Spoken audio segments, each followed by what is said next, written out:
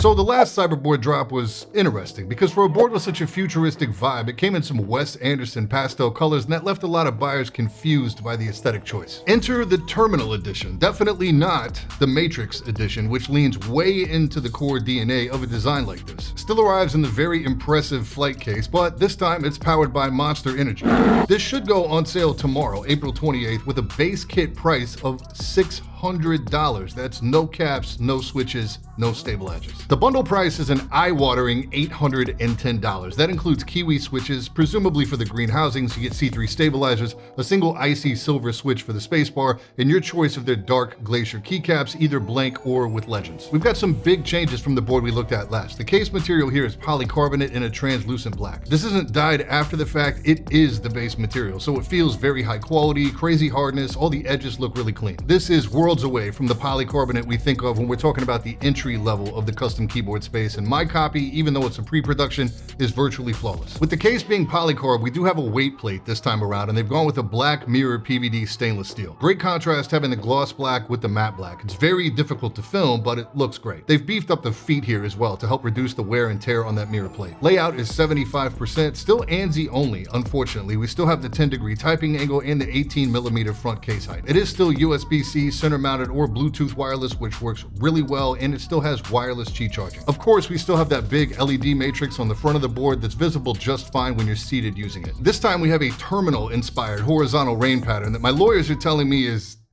definitely not from the Matrix. Still have the nice multicolored titanium hardware. There are metal threads mounted in the case, so you're never screwing directly into the plastic. In the lower, we have dual 5,000 milliamp hour batteries with a little foam over the top, and the battery works off these little contacts, so there's no wiring connecting the top and the bottom. Inside the top, the first thing I noticed is that we no longer have dual layer poron for the case foam, but rather a single thin molded piece of silicone. Hot swap sockets on the PCB are from TTC in blue. This is my first time seeing these. These are all south facing, support 5-pin, and we have a visible PE layer under the switches this time. Still see the LED control daughter board, which also handles power and Bluetooth. Because this whole case is plastic, you don't have to worry about Bluetooth pass-through at all. In order to remove the PCB, we have these large ribbon connections. These are super easy to work with, so this is no big deal at all. The PCB and plate assembly comes out in one piece, and then we have these tiny torque screws to separate it. Stabs here are PCB mounted, C3 equals, and mine came apparently hand lubed very well. Not sure if yours will. Instead of plate foam this time around, we have another molded silicone sheet. The plate here is polycarb as well, very flexy on its own, not so much when it's fully assembled. And the gaskets are now silicone too, so the big headline for the internals here is poron is out, silicone is in. I will say this doesn't make for the most flexy or bouncy typing experience at all. The bottom out is soft-ish, but not what I would normally associate with the PC plate. Like I said, you get your choice of their glacier keycaps. These are a smoke color versus their original clear caps. You can get these with legends or without. These are another marvel of engineering. They somehow managed to frost the inside of the tops,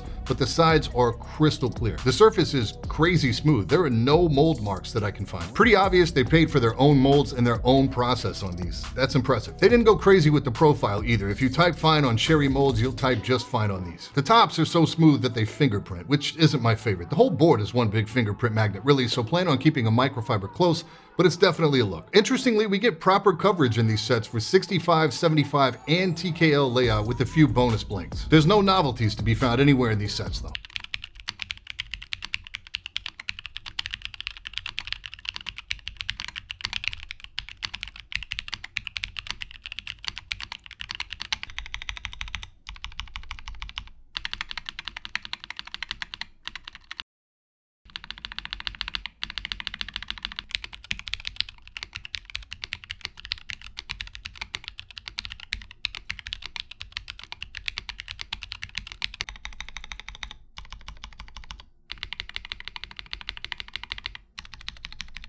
And I wasn't really sure what to expect with such a wide range of materials inside this board. Like the silicone and the PE sheet combo threw me, and it definitely doesn't sound like any other board I've ever had a PE sheet in before. The Kiwis are pretty high pitched. The keycaps are a whole new material, so I didn't have any idea what they would sound like. I can't think of a single board that sounds like this.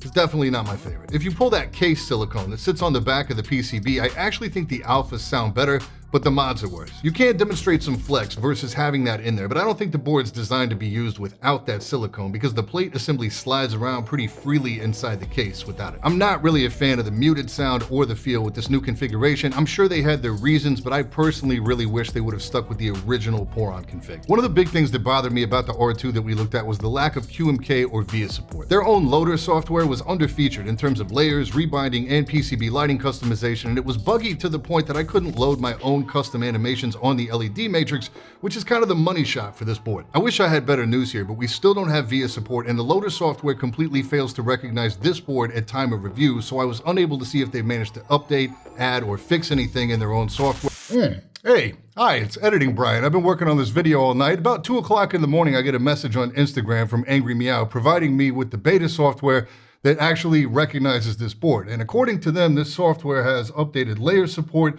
media controls, and LED playback speed. I'm assuming that they also have some assignable keybed LEDs going on there, but there's a big catch. This version doesn't support the terminal lighting effect. So if I plug this board in and use this beta software, it's gonna break that matrix lighting, and I won't be able to restore that until we get a firmware update sometime in like late May after their holiday. So it wasn't really worth the risk. So you can either assume it's fixed or not, but I still had B-roll to shoot. With price points like this, value is a short conversation. To me, this is a statement piece and purely aesthetic with a bonus because the Bluetooth is very good and the battery life is solid. If you want to own this, I'm not going to tell you no. You're an adult, but it's $600 or $810. I wouldn't encourage anyone to pick this up. That was the really frustrating part for me on the last review. Clearly, a lot of thought, R&D, and some crazy engineering went into that board, and it sounded and felt really good to type on, but it just fell flat on the user experience side. But the typing experience for this round, fundamentally for me, it's just not there for this kind of money. There's nothing particularly nice about the feel or the sound, and there's just not a lot you can do to tweak or customize either of those things here. For anyone considering this as their main board, especially if this is your first custom, my best advice is to save your money and look elsewhere, unless you're just dying to have that terminal look on your desk. I mean, hopefully this video doesn't catch a copyright strike from Warner Brothers for all the definitely not Matrix references, but just in case it does, you can watch a completely ad-free version of this video over on Nebula. Nebula is our own independent streaming platform where you can find exclusive content, podcasts, even extended cuts and ad-free versions of our videos. Great stuff too, like insightful game dev videos from Game Maker's Toolkit, the best things about all your favorite movies from Cinema Wins, even the world's most illegal car parts from Devin the Legal Eagle. And now's a great time to join Nebula because we've partnered with CuriosityStream, who of course is the world's leading platform for professional documentaries. I mean, thousands of really high budget, high value documentaries, and they're adding new content all the time, like megastructures, Gardens by the Bay. This goes into how engineers created one of the world's most impressive green spaces in Singapore, which is one of the world's most densely populated cities. Right now, you can get access to both Nebula and CuriosityStream for 26% off for $14.79 per year.